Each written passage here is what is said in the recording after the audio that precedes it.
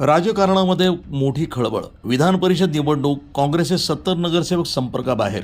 राज्यामध्ये 17 जागावरील विधान परिषदांच्या निवडणुकीची रणधुमाळी सुरू झाली आहे. सत्ताधारी महायुतीमध्ये जागा वाटपाची चर्चा सुरू असतानाच महाविकास आघाडीतील काँग्रेसमधील 60 ते 70 नगरसेवक बेपत्ता झाल्याची बातमी समोर येते. वर्धा, चंद्रपूर, गडचिरोली विधान परिषद निवडणुकीची पार्श्वभूमीवर मोठी घडामोड होती.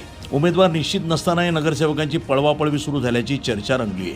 विधान परिषदेच्या निवडणुकीच्या आधी काँग्रेसचे जवळपास 70 नगरसेवक संपर्क क्षेत्राबाहेर गेल्यानं राजकीय चर्चांना उधाण आलंय. काँग्रेसचे नगरसेवक अज्ञातस्थळी रवाना झाल्याचं सांगितलं जात आहे, परंतु नगरसेवक गायब झाल्यानं काँग्रेस नेत्यांची चिंता वाढली आहे. पक्षांतर्गत अस्वस्थता समोर आली आहे.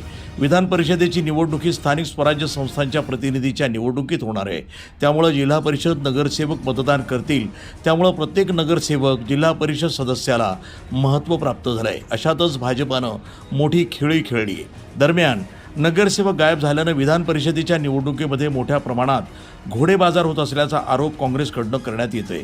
एका मतासाठी 10 लाखापर्यंत व्यवहार झाल्याची चर्चा दबक्या आवाजामध्ये सुरू आहे. नगरसेवकांना आगाऊ रक्कम दिल्याचा दावा करण्यात येतोय. एकीकडे भाजपावर घोडेबाजाराचा आरोप होत असताना चंद्रशेखर बावनकुळे यांनी काँग्रेसला टोला लगावलाय. भाजप महायुती सर्व 17 जागा जिंकणार. नागपुरामध्ये सर्वच पक्षांना आवाहन केलं की 800 पैकी 600 मतं भाजप महायुतीकडे आहे. त्यामुळं एक साईड निवडणूक आहे. संख्याबळावर या निवडणूक होत असतात, पण संख्याबळ नसेल तर निवडणुका या बिनविरोध व्हाव्यात असं माझं मत आहे. मी सर्वांशी बोलणार आहे. हर्षवर्धन सपकाळ, शरद पवार, उद्धव ठाकरे यांनाही विनंती करणार असल्याचं चंद्रशेखर बावनकुळे म्हणत आहेत. वृत्तसंपादन विभाग, न्यूज टुडे 24, अहिल्यानगर.